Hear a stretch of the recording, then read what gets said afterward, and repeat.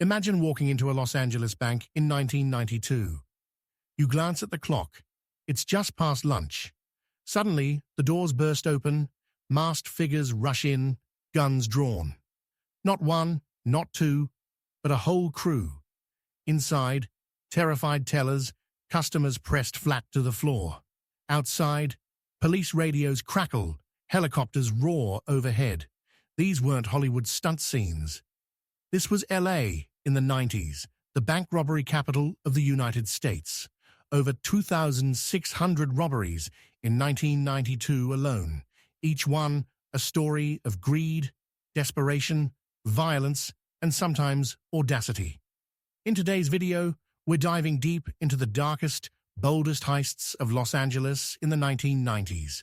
From inside jobs to shootouts, from armored car robberies to takeover-style bank raids, stories rarely told, mysteries unsolved, lives changed forever.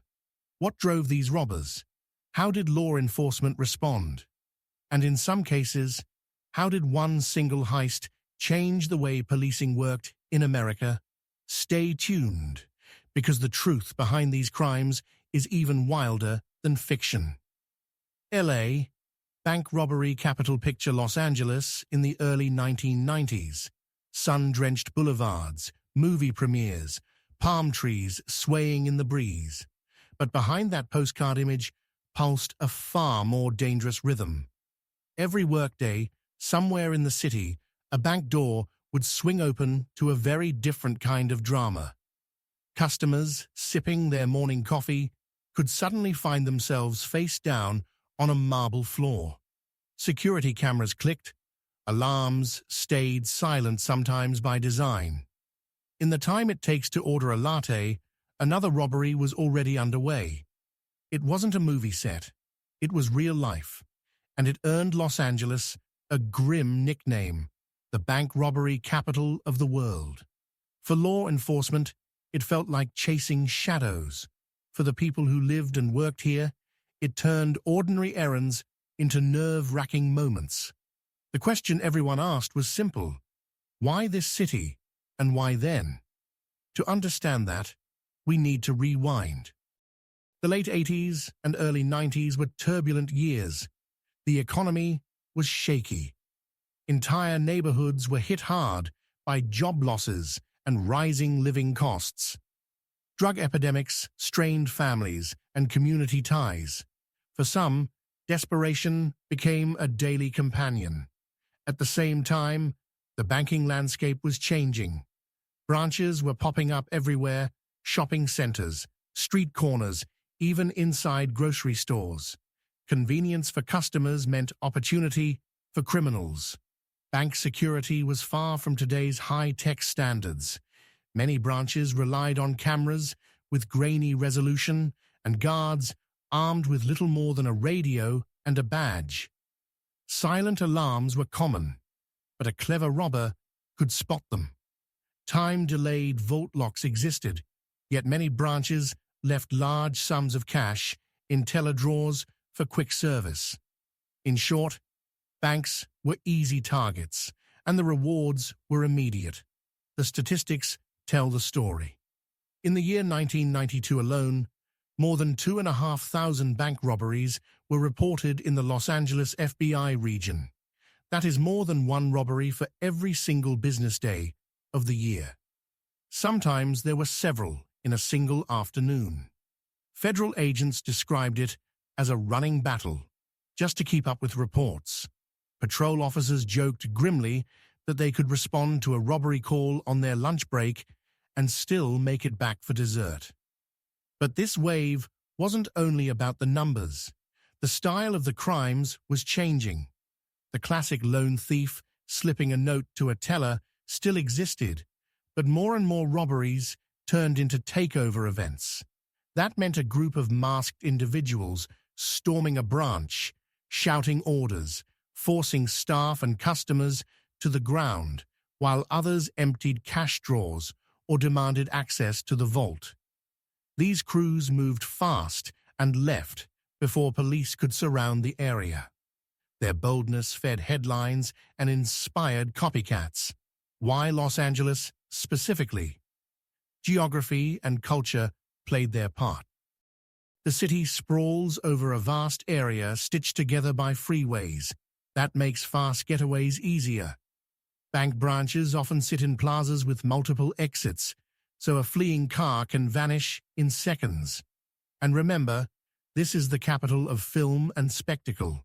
Some robbers treated heists like a performance costumes, fake props, carefully rehearsed timing, blurring the line between Hollywood fiction and hard reality.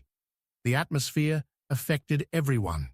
Ordinary Angelenos began to look twice at anyone wearing a baseball cap in a bank line. Businesses invested in extra insurance and security guards. Police radios crackled non-stop with alerts. The constant threat reshaped daily routines, where people cashed their checks, how late banks stayed open, even how neighborhoods felt after dark. This was the backdrop for some of the decade's most notorious crimes. Among thousands of incidents, a few stood out for their sheer audacity and the lessons they left behind. Some were high-octane gun battles. Others were silent, carefully planned operations that unfolded like clockwork. And that sets the stage for one of the most incredible heists of the era. A crime so clean and calculated, it almost seemed impossible. Next, we'll step inside the story of the Dunbar armored heist, where an insider's knowledge turned an ordinary work shift into one of the largest cash thefts in American history. The Dunbar armored heist. Late on a warm September night in 1997, while most of Los Angeles slept, a quiet industrial complex near downtown was about to become the scene of one of the most audacious thefts in American history. No gunfire echoed through the streets, no frantic alarms pierced the air, yet by sunrise, nearly $19 million in cash would vanish without a trace. This was not a chaotic smash and grab. It was a chess game played in real life. The mastermind knew every camera angle, every guard's routine, and even which locks were sometimes left unlatched. The man behind it all wasn't a stranger to the company he worked there. His name was Alan Pace III, and he used the ultimate insider advantage to orchestrate what would later be called the Dunbar Armored Heist. Pace had been a safety inspector for Dunbar Armored, a company responsible for moving vast sums of cash between banks, businesses, and the Federal Reserve. From the outside, it looked like a straightforward job. Check doors, test alarms, review guard schedules. But over months of inspections, Pace turned those details into a secret playbook. He learned exactly when the Friday night vault delivery left the largest stacks of currency on hand. He knew that during the employee party on certain weekends, fewer guards watched the cameras. He even discovered a weak point in the surveillance system, a camera that could be tilted slightly off target without triggering an alert. With meticulous patience, Pace recruited a small team of childhood friends. They practiced in private warehouses, rehearsing entry and exit times down to the minute.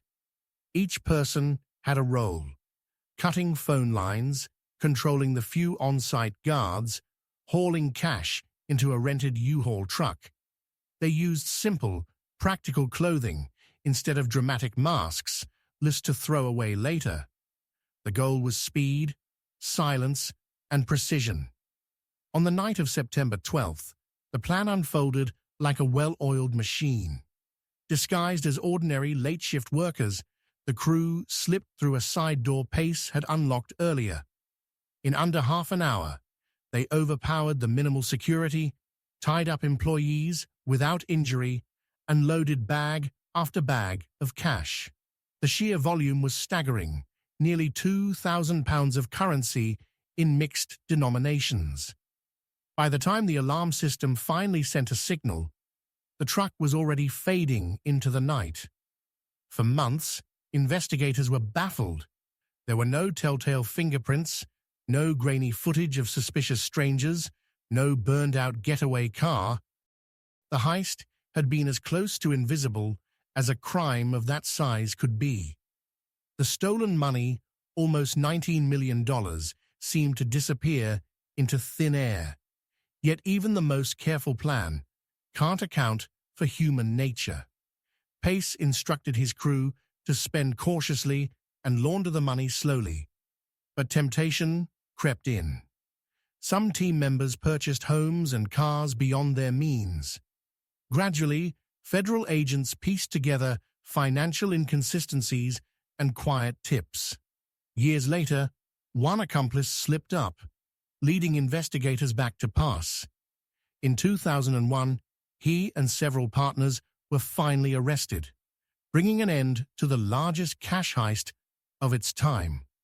What makes the Dunbar case so striking is not just the record-breaking amount, but the method. No wild shootouts, no high-speed chases, only patience, inside knowledge, and careful timing. It revealed a truth that banks and armored companies could no longer ignore. Sometimes the greatest threat comes not from masked outsiders, but from trusted employees who know every blind spot. The legacy of this heist forced armored carriers and banks nationwide to tighten background checks, rotate security routines, and introduce advanced surveillance systems that are harder to manipulate. It was a wake-up call that technology alone couldn't provide safety. Human trust and procedure mattered just as much. This calm, calculated robbery stands in sharp contrast to the storm of violence that would erupt in another infamous case just months earlier. From the quiet corridors of Dunbar's vault, we now turn to the chaotic streets of North Hollywood, where a pair of heavily armed men transformed a routine bank visit into one of the most intense shootouts in modern American policing. North Hollywood Shootout. It was a crisp February morning in 1997 when everyday life in North Hollywood suddenly spun into chaos. The sun had barely risen over the San Fernando Valley as people hurried to work and school. Inside a busy Bank of America branch on Laurel Canyon Boulevard, customers lined up for deposits and withdrawals. Nothing hinted at the drama about to unfold. Then the glass doors flew open. Two men in heavy black gear strode in, moving with military precision. They weren't hiding behind simple masks or hoods. Instead, they wore full body armor, helmets, and gloves. In their hands were powerful rifles, far more than the sidearms most patrol officers carried at the time. In a matter of seconds, the ordinary morning turned into a siege. The pair were Larry Phillips Jr. and Emil Matassarianu. Their plan was simple on paper: storm the bank, grab as much cash as possible, and escape before police arrived. But this was no typical bank robbery. Phillips and Matassarianu had spent months modifying their weapons to fire automatically and piercing armor-piercing ammunition. They even brought multiple rifles, spare magazines, and homemade body armor plates designed to withstand police bullets. They expected a fight, and they came ready for one. Inside the bank, they ordered everyone to the floor and began filling their bags. But as efficient as their plan looked, timing betrayed them. An alert customer quietly triggered an alarm. Within minutes, Los Angeles police officers converged on the scene. The robbers found themselves surrounded sooner than expected. Rather than flee, they chose to push through with brute force. As they exited the bank, rifles ready, they opened fire. What followed was a firefight, unlike anything local law enforcement had faced before. Patrol officers, armed mainly with 9mm pistols and shotguns, found their bullets bouncing off the suspects' homemade armor. Calls for backup and heavier weapons flooded the radio. The battle stretched for about 44 minutes, an eternity in a gunfight. Police scrambled for cover behind cars and trees. Some officers even ran to nearby gun stores to borrow high-powered rifles, desperate to match the attackers' firepower. More than 1,000 rounds were exchanged. By the end, 11 officers and 7 civilians were wounded. Amazingly, no hostages inside the bank lost their lives, though several were injured. Eventually, Phillips was cornered and died at the scene. Matasarianu attempted to escape in a getaway car but was stopped when police disabled the vehicle. Surrounded and wounded, he was captured and later died from blood loss before paramedics could stabilize him. The sheer intensity of the confrontation left an indelible mark on both the city and the nation. Why did these men risk everything in such a violent spectacle?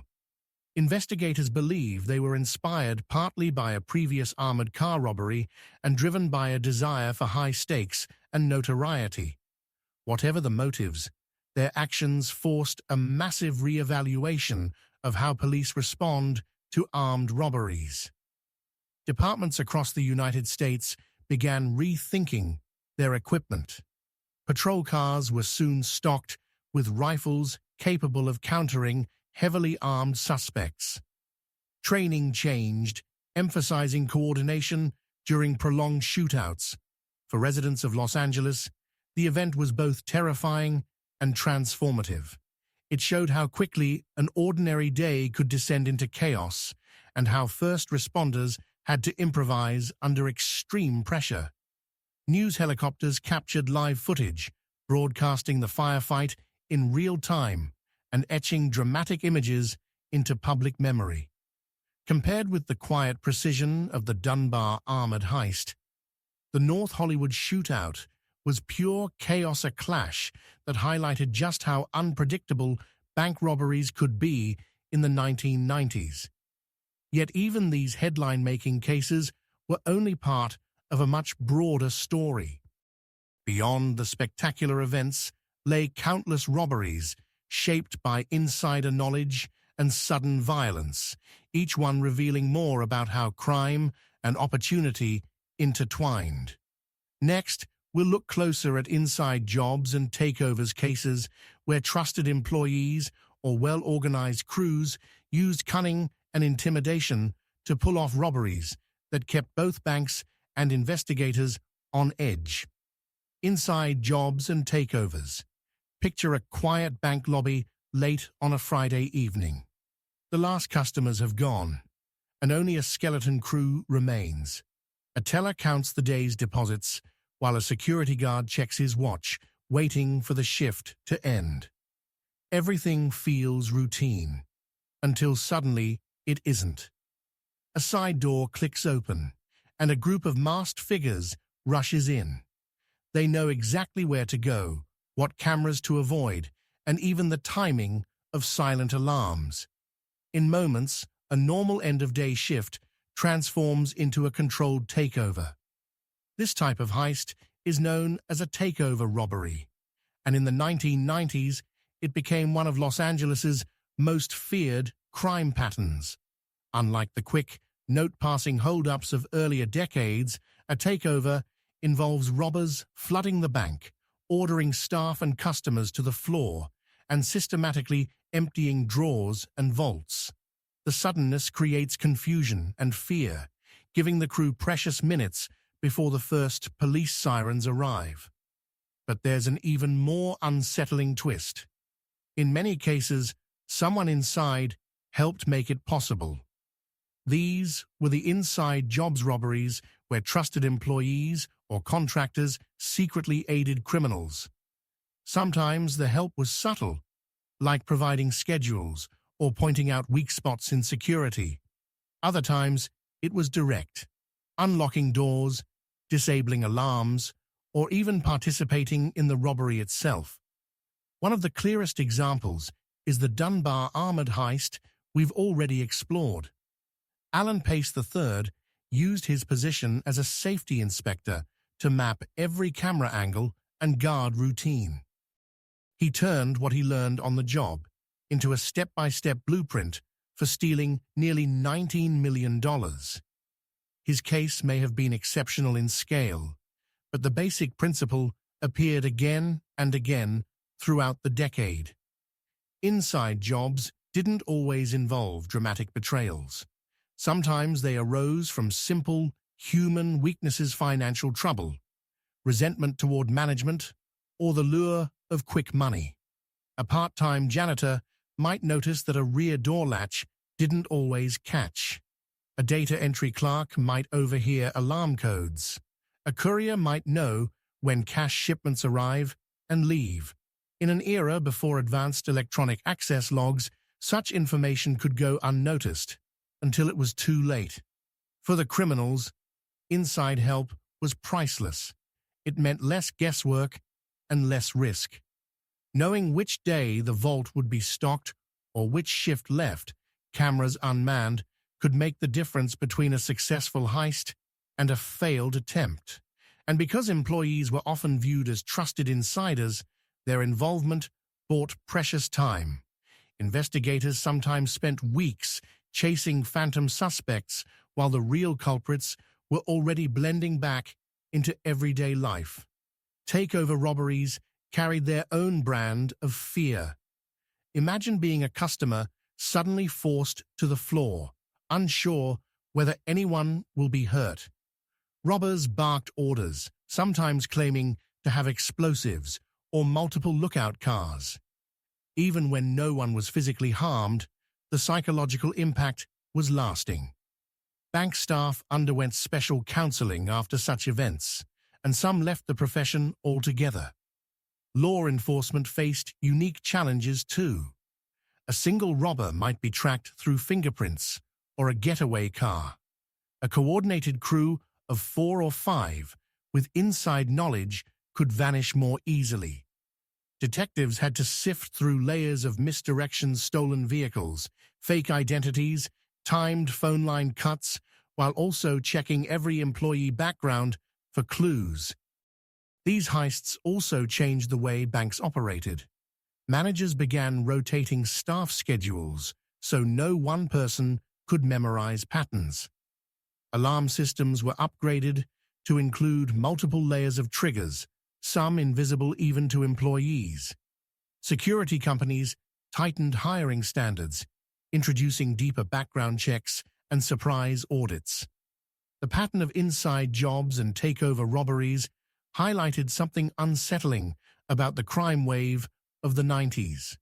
It wasn't only about weapons or brute force, it was about information, who had it, who could be tempted to share it, and how criminals turned knowledge into power. Yet not every robber needed a contact on the inside. Many relied on sharp observation, persistence, and careful study of bank routines. To understand the broader world of heists in this era, we need to look at the people behind the crimes, their motives, their preparation, and the methods that kept them a step ahead of the law.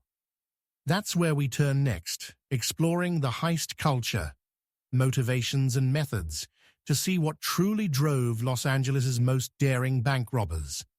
The heist culture, motivations and methods. Close your eyes and imagine a small diner near a freeway exit late at night. In one booth, a group of friends leans over maps and coffee cups, whispering. They aren't planning a road trip. They're discussing which bank has the easiest parking lot for a fast escape, which camera might have a blind spot, and what time armored trucks drop off the weekend cash. This is where many heists of 1990s Los Angeles really began, not in a flash of sudden violence, but in long hours of quiet planning. Why did so many people turn to bank robbery in this era? The reasons were as varied as the city itself. Some robbers were driven by crushing debt, job loss, or medical bills. Others chased the adrenaline rush, treating each robbery like an extreme sport. A few sought status within street gangs, where a big score could mean instant respect. And there were those who simply wanted a dramatic, fast payday, believing they could outsmart both banks and the FBI. Drugs and economic pressure played big roles. The early 90s saw a painful recession, and neighborhoods already struggling with unemployment were hit especially hard. Easy access to narcotics and the fast cash culture around them made robbery seem to some like a solution. Many of these robbers were not career criminals. At first, they were ordinary people pushed toward desperate choices. But desperation alone doesn't explain the level of sophistication seen in Los Angeles. Some crews approached heists like full-fledged business ventures. They researched police response times by placing fake emergency calls. They scouted escape routes, noting which streets had construction or regular traffic jams. They timed everything, sometimes to the second, rehearsing until each member of the team knew every movement by heart. Costumes and disguises became part of the art. A baseball cap and sunglasses might suffice for a quick note-passing job. Larger crews went further: rubber masks, fake security uniforms, even full costumes meant to confuse witnesses. One group famously wore identical business suits to look like office workers leaving a meeting. The goal wasn't just to hide identity, it was to blend into a busy city where thousands of similar faces moved every hour. Weapons choices told another story. The North Hollywood robbers had extreme firepower, but most crews used handguns, small, concealable, and easy to ditch. Some even carried fake guns or left their weapons unloaded, hoping to avoid harsher penalties if caught. Others modified ordinary weapons for speed and reliability, testing them as carefully as a mechanic tunes an engine. Not all heists were loud. Many involved a single person sliding a polite but firm note across the counter. Hand over the cash, no one gets hurt. These note jobs could be executed in under a minute and often relied on charm or a calm voice to prevent panic. Surprisingly, they sometimes brought in thousands of dollars with minimal risk, especially if the robber chose a branch without armed guards. Getaway strategies were equally inventive. Crews used stolen cars, switching vehicles in parking garages or under freeway overpasses. Some hid in plain sight by calmly walking to nearby bus stops or blending into shopping crowds. Others stashed bicycles or motorcycles in alleys for a quick second stage of escape. The key was to create confusion, buying time before police could lock down the area. Still, even the best-laid plans faced one relentless opponent: human unpredictability. A nervous accomplice might brag at a party. A teller might press a hidden alarm sooner than expected. A single traffic light could slow a carefully timed exit. Investigators often cracked cases not through high-tech breakthroughs, but through these tiny slips: and overheard conversation, a sudden car purchase, a mismatched timeline. Understanding these motives and methods sheds light on why the crime wave felt unstoppable. Robbers weren't only relying on force, they were exploiting psychology, timing, and the everyday rhythms of city life. They knew how long it took a patrol car to arrive, how quickly a crowd would scatter, and how fear could freeze even the most alert witness. But banks and law enforcement weren't standing still. As heists grew bolder, so did the response. Security technology advanced, training improved, and tactics evolved to counter both stealthy note passers and violent takeover crews. In the next part, we'll step into that side of the story: law enforcement and security response, to see how police departments and financial institutions fought back against a crime wave that once seemed unstoppable. Law enforcement and security response. Imagine sitting in a bank office late at night, replaying the day's events on the security monitors. Another branch hit. Another crew vanished. The feeling inside Los Angeles law enforcement in the early to mid-1990s was exactly that: an endless chase. With robberies happening nearly every business day, it often seemed as if the criminals were one step ahead. But the story of this decade isn't just about daring thieves. It's also about how banks and police, slowly and sometimes painfully, learned to fight back. At first, the system simply wasn't ready. Most patrol officers carried only sidearms 9mm pistols or basic shotguns. Against lightly armed robbers, that was enough. But as takeover robberies grew more organized, and suspects like those in the North Hollywood shootout wore heavy armor and automatic weapons, standard equipment quickly proved inadequate. Dispatchers logged call after call describing robbers with firepower that ordinary patrol cars couldn't match. The early response focused on manpower. Police increased patrols around busy banking corridors, creating robbery suppression units that moved from one hotspot to another. Detectives worked overtime with the FBI to track patterns, the timing of hits, the type of notes used, even repeated getaway routes. Still, robberies continued to spike. It was clear that new ideas were needed. Banks, facing public pressure and rising insurance premiums, began their own upgrades. Security cameras moved from grainy analog to clearer digital systems. Some branches installed double-entry doors that could lock remotely if suspicious activity was detected. Silent alarms were hidden in more places and triggered automatically when certain cash drawers were opened. Managers rotated staff schedules so no employee could memorize every routine. One of the most important changes came from technology. Time delay vault locks became standard. Even if a robber forced a teller to open the vault, the mechanism would hold it shut for several minutes long enough for police to arrive. Die packs, disguised as stacks of bills, released bright ink and smoke when taken outside the building, marking both the cash and anyone carrying it. The North Hollywood shootout in 1997 served as a dramatic wake-up call.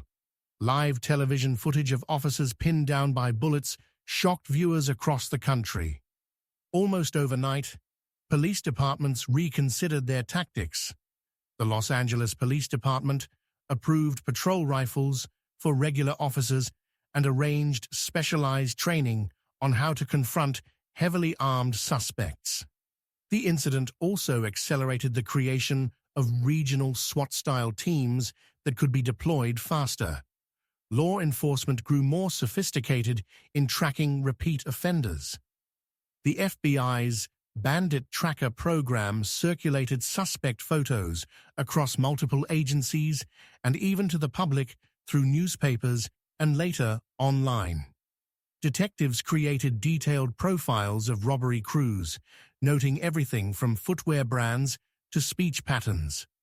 Forensic methods improved to DNA traces on gloves, microscopic fiber analysis, and enhanced fingerprint databases all helped narrow suspects. Community outreach played a quiet but vital role. Banks held safety seminars for employees and local residents, teaching them how to react calmly and give accurate descriptions without escalating danger. Rewards for information were publicized more widely, encouraging tips that sometimes cracked major cases when technology alone failed. The combined effect of these efforts slowly changed the numbers. By the late 90s, after years of relentless heists, the trend finally began to bend downward. Fewer branches were robbed, and more robbers were caught before they could strike again. It wasn't an overnight victory, but rather a steady tightening of the net. Yet, despite all these measures, crime rarely disappears completely. Some crews still found creative ways to slip through. Smaller, less flashy heists continued, and a few grew surprisingly famous despite their modest scale. These lesser-known robberies reveal how flexible criminals could be, and how each case added new lessons for law enforcement. Next, we turn to those stories that often stayed below the headlines but still shaped the era's dangerous reputation. Famous smaller heists you may not know. Famous smaller heists you may not know. Not every bank robbery in 1990s Los Angeles made national headlines. Many were quick, quiet, and at least at first glance ordinary. Yet some of these so-called smaller heists reveal as much about the city's crime wave as the spectacular events like the North Hollywood shootout. They show how creativity, desperation, and luck could turn a brief moment into a lasting story. Picture a sunny weekday morning in a suburban shopping plaza. Parents stop for coffee before school drop-off. A bank branch opens its doors, greeting early customers. Everything feels routine until a lone figure steps inside, calmly places a note on the counter, and whispers for cash. No shouting, no gunfire. The teller, trained to stay calm, slides a bundle of bills across. In less than 2 minutes, the robber is gone, melting into a crowd of shoppers. It might sound minor compared with multi-million-dollar armored car hits, but for those present, it is unforgettable. And when such incidents happen day after day, they create a climate of constant unease. Some heists went further, mixing quiet methods with careful planning.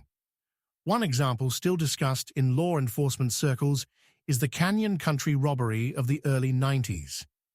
2 men studied the branch for weeks, noting when cash deliveries arrived and when traffic outside was lightest.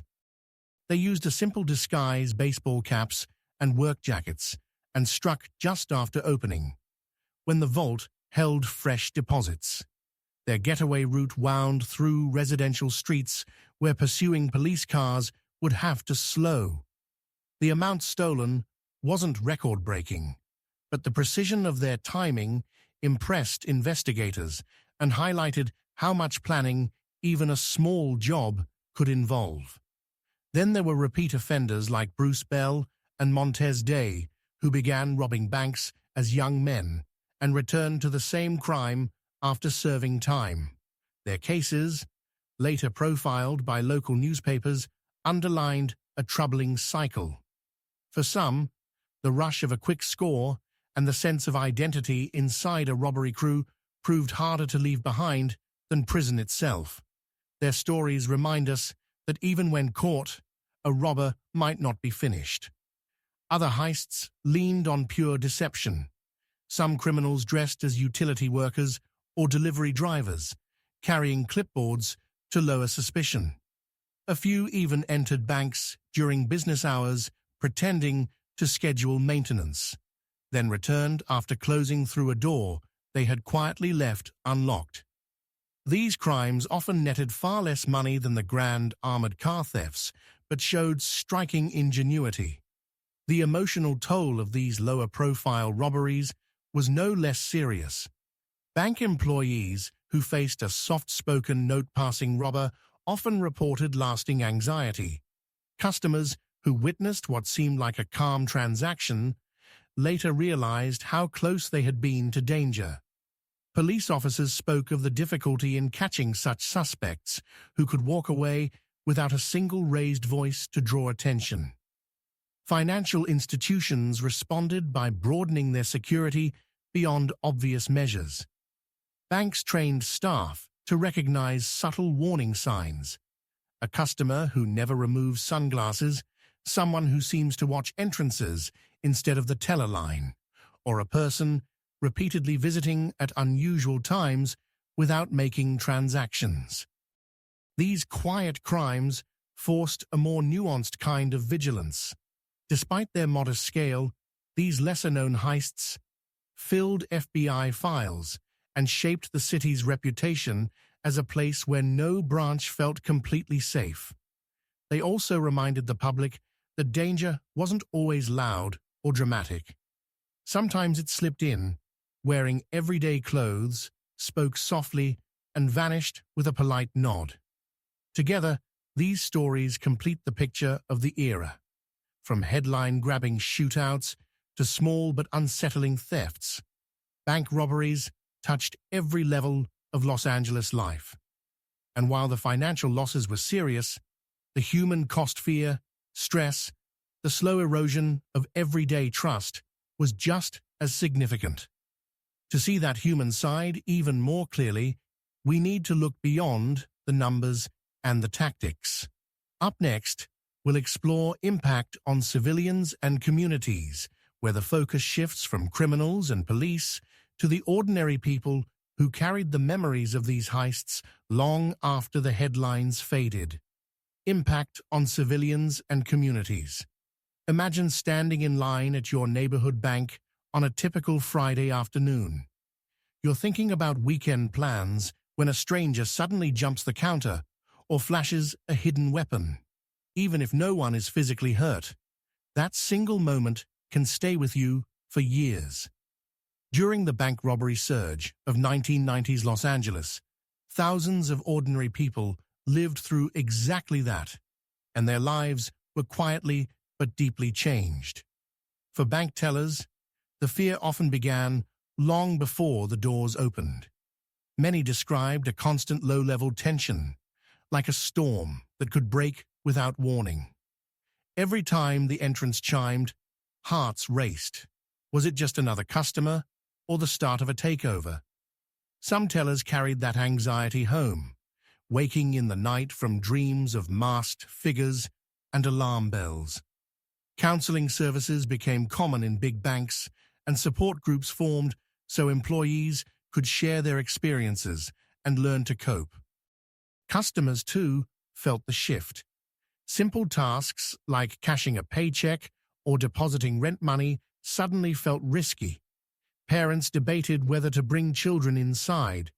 Seniors who once enjoyed a chat with the teller sometimes switched to ATMs to avoid crowded lobbies. The result was a subtle but real change in daily life. Errands that once took minutes now involved worry and second-guessing. Neighborhood businesses were not spared. A robbery, even if non-violent, could close a branch for days while investigators collected evidence. Nearby shops lost foot traffic and employees lost wages. Insurance premiums climbed, and some small enterprises struggled to keep up. In a few high-risk areas, banks shortened operating hours or closed branches entirely, leaving communities with fewer financial services and longer lines at the remaining locations. The psychological effects reached beyond immediate victims. A single, well-publicized heist could shake confidence across the city. Parents warned teenagers to avoid banks after school. Residents organized neighborhood watch meetings, not just for burglaries or car thefts, but specifically to discuss bank-related crime. People began to view familiar corners with suspicion, scanning parking lots and double-checking who stood behind them in line. Law enforcement officers and first responders carried their own burdens. They raced to scenes, not knowing whether they would face a quick handoff of stolen bills or a dangerous shootout like the North Hollywood event. Many later spoke of the stress of walking into situations where every second could mean life or death, not just for themselves, but for innocent bystanders. City finances felt the strain as well. Investigations were expensive, involving overtime pay, specialized equipment, and long hours of detective work. Insurance claims and lawsuits over injuries or emotional trauma added to the economic weight. Indirectly, taxpayers shouldered some of those costs, whether through higher banking fees or municipal budgets stretched thin. Yet amid the fear and loss, there were also stories of resilience. Communities organized to support victims and to share safety information. Bank employees developed quiet hand signals and subtle ways to protect customers without triggering panic. Local leaders pushed for better street lighting, clearer emergency plans, and financial literacy programs to help residents adapt to new banking habits like ATMs and direct deposit. Over time, these collective efforts, combined with stronger policing and improved technology, helped restore a sense of normalcy. But the memories remained. Many Angelenos can still recall the sound of sudden sirens or the uneasy silence that follows when a branch temporarily closes for security reasons. For them, the 1990s bank robbery era is more than a historical statistic. It is a chapter of lived experience. This human perspective explains why public pressure for stronger action kept building year after year. People wanted not just arrests, but lasting solutions that would prevent violent confrontations and protect everyday routines. That demand set the stage for a new, more assertive approach to dangerous hold-ups. Next, we'll move from personal impact to the dramatic moments when things went terribly wrong, examining high-stakes, shootouts, and consequences, where robberies spiraled into life-threatening confrontations and forever changed how the city prepared for crime. High stakes, shootouts, and consequences. Picture a quiet morning on a Los Angeles side street. The hum of traffic, the distant whir of a lawnmower, a couple of kids pedaling to school. Then, out of nowhere, the sharp crack of gunfire shatters the calm. Within seconds, sirens rise, neighbors duck for cover, and the air fills with the chaos of a police response. For many Angelenos in the 1990s, this wasn't an abstract nightmare. It was the reality of a bank robbery gone violently wrong. While most heists of the era ended without shots fired, the ones that turned violent left scars on the city's memory. The North Hollywood shootout is the best-known example, nearly an hour of automatic gunfire broadcast live on television. But countless other incidents, less famous, yet deeply traumatic, played out across neighborhoods from the San Fernando Valley to South Central. A single misstep, a sudden alarm, or a panicked reaction could escalate a robbery from tense silence to open combat in seconds. Investigators later found common triggers for these violent turns. Sometimes robbers misread a customer's movement as a threat. Sometimes a security guard drew a weapon at the wrong moment. In takeover robberies, timing was everything. If police arrived even a minute earlier than expected, panic spread and plans collapsed. And when robbers carried high-powered rifles or modified handguns, a brief misunderstanding could unleash a storm of bullets. The human cost was immense. Officers described the split-second choices that could mean life or death. Whether to return fire near civilians, how to position patrol cars for cover, when to wait for backup. Many were wounded. Some never fully recovered. Bank employees and customers caught in the crossfire spoke of long-term anxiety and recurring nightmares. Families who lost loved ones faced a lifetime of questions about why a simple errand turned fatal. These confrontations also tested the courage and ingenuity of first responders. Without time to call specialized units, patrol officers often improvised. During one dramatic chase, officers borrowed rifles from a nearby sporting goods store to match a suspect's firepower. In other cases, paramedics crawled under parked cars to reach the injured while bullets still flew. Their quick thinking saved lives, even as they risked their own. Financially, every major shootout carried heavy consequences. Property damage from shattered windows and stray bullets could stretch for blocks. Banks faced lawsuits and insurance claims that ran into millions of dollars. City governments budgeted for overtime, medical care, and courtroom costs long after the sirens stopped. These hidden expenses helped drive reforms in both police training and banking security.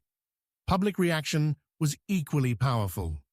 Television coverage of violent heists shocked viewers and built pressure for change. Residents demanded tougher penalties for armed robbery and better equipment for patrol officers. Political leaders responded with new funding for tactical units and advanced protective gear. Over time, these changes reshaped everyday policing, not just in Los Angeles, but across the United States. Yet even in tragedy, there were lessons.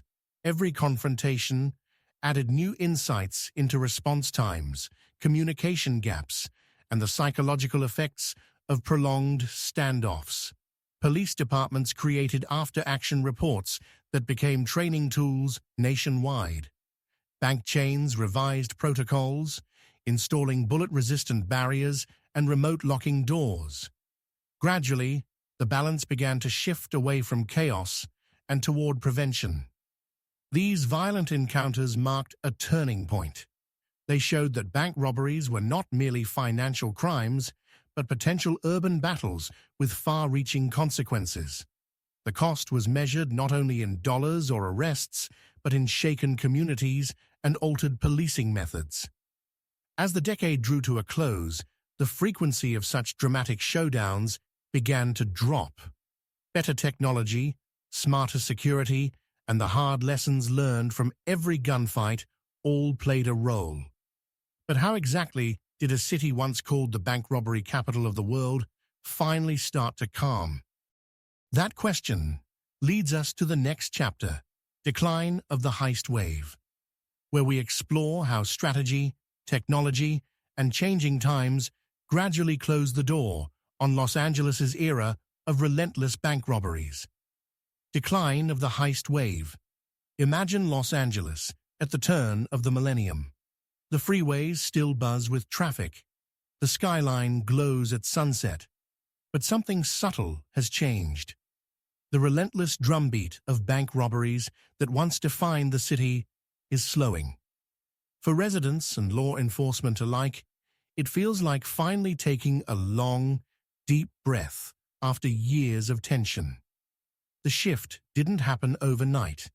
Through the early and mid-1990s, bank heists seemed unstoppable, hundreds each year, sometimes several in a single day.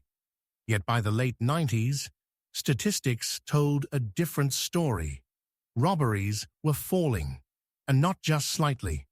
Month after month, the number of incidents dropped, signaling the end of an era that had once earned Los Angeles the uneasy title of bank robbery capital of the world. What caused the change? Part of the answer lies in technology. Banks invested heavily in new security measures. Cameras improved from grainy black and white footage to clear-color images capable of capturing details like tattoos or facial hair. Time delay vaults became standard, making quick getaways nearly impossible. Die packs that exploded in bright ink and smoke became more sophisticated and harder to detect, turning stolen cash into evidence that literally marked the thief. Police tactics evolved just as dramatically. The lessons of the North Hollywood shootout spurred a citywide re-evaluation of equipment and training. Patrol cars now carried rifles and heavier protective gear. Officers received advanced drills on how to contain violent suspects and protect bystanders.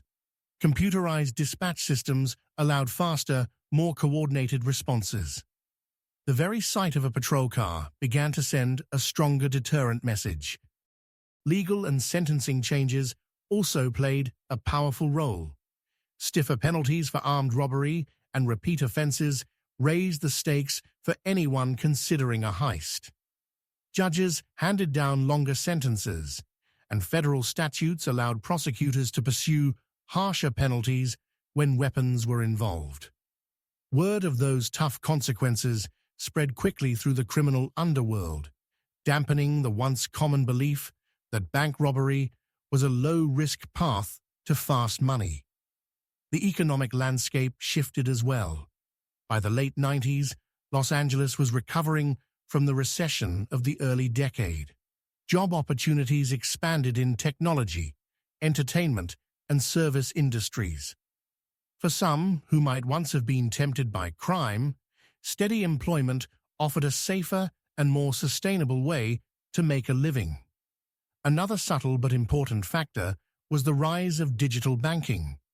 More customers used ATMs, direct deposit, and electronic payments, meaning less physical cash sat in bank drawers. With smaller payoffs available, the risk-to-reward ratio for robbers became far less attractive. Criminals looking for profit began turning to other schemes, such as identity theft and cyber fraud, which required different skills but carried lower immediate danger. Community involvement deepened these changes. Neighborhood watch programs, bank security seminars, and public awareness campaigns encouraged residents to report suspicious behavior. Ordinary people became active participants in prevention, not just bystanders waiting for police to act. For law enforcement veterans, the drop in robberies felt like the end of a long campaign.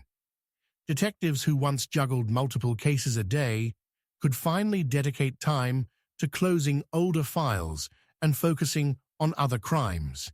Banks redirected budgets from crisis response to customer service and technology upgrades. The collective sigh of relief was tangible, yet the legacy of the heist wave lingered. Police departments across the nation continued to train for worst-case scenarios, remembering that a single determined crew could still cause chaos. Bank architecture itself changed. Glass partitions, controlled entry vestibules, and discreet but constant surveillance became part of everyday design. By the early 2000s, Los Angeles was no longer a city where a bank robbery was expected news. What had once been almost routine now felt rare, even shocking. The long, violent chapter of near-daily heists was closing. Still, some questions remained. Cash and valuables from certain robberies were never recovered. A few daring criminals simply vanished, leaving behind mystery and legend. Their stories keep curiosity alive and remind us that not every case ends with a neat resolution. Those lingering puzzles lead naturally to our final stop: unsolved mysteries and legacy, where we look at what remains hidden and how this turbulent decade continues to influence both crime and popular culture today. Unsolved mysteries and legacy. Even as Los Angeles moved into a calmer new century, echoes of the 1990s bank robbery era refused to fade. Some of the decade's boldest criminals were caught, tried, and sentenced, but others seemed to vanish into thin air, leaving investigators and the public with questions that still spark fascination today. Consider the missing millions from certain armored car and vault thefts. In several cases, police recovered only a fraction of the stolen cash. Did the robbers bury it in the desert, funnel it quietly through businesses, ship it overseas? Rumors persist of hidden stashes waiting to be unearthed. From time to time, construction workers or hikers stumble upon bundles of old bills, igniting speculation that they've found a piece of that long-lost treasure. Most of the time, though, the trail ends in a dead stop, with no clear answers. There are also suspects who simply disappeared. Some left faint traces: a single sighting at a bus station, a tip about a new identity in another state, but nothing solid enough for an arrest. Detectives who once chased these ghosts still recall the frustration of cases that felt tantalizingly close to resolution.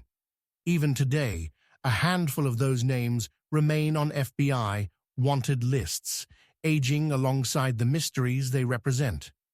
Beyond the cold cases lies another, more cultural kind of legacy. The sheer drama of Los Angeles's heist wave seeped into movies, television, and literature.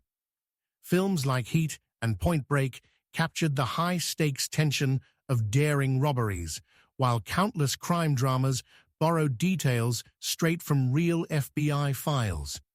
Viewers around the world came to associate LA with elaborate getaways and cinematic gunfights, blurring the line between fact and fiction. Law enforcement and banking, too, were permanently changed. Police departments across the United States adopted new standards for weaponry, protective gear, and crisis training based on lessons from events like the North Hollywood shootout. Banks redesigned interiors, adding controlled entry vestibules, bullet-resistant barriers, and unobtrusive surveillance that continues to evolve with digital technology. What started as emergency measures in the 90s became everyday security norms. The human impact remains just as lasting. Tellers who once dove for cover still recall the sound of sudden alarms. Officers who traded gunfire on city streets carry those memories into retirement. Families remember the anxiety of wondering whether a loved one might walk into a branch at the wrong moment. These stories form a quiet but powerful record of how crime reshapes ordinary lives. There's also a curious double edge to the legacy. While new safeguards made banks far safer, they also pushed some criminals toward different frontiers: identity theft, online fraud, and cyber heists that trade bullets for keyboards. In a way, the very success in stopping old-style robberies helped give rise to new challenges in the digital age. Even now, historians, journalists, and true crime enthusiasts sift through the unresolved details.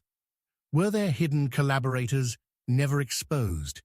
Could some of the missing cash still sit in storage units or desert hideouts? Each unanswered question invites new theories, keeping the conversation alive decades later. The story of Los Angeles's infamous 1990s bank heists is therefore more than a closed chapter. It's an ongoing dialogue between past and present, a reminder of how ambition, desperation, and ingenuity can collide in unexpected ways, from spectacular shootouts to quiet betrayals, from lasting trauma to cultural legend. These crimes continue to shape how we think about risk, security, and the thin line between everyday routine and sudden danger.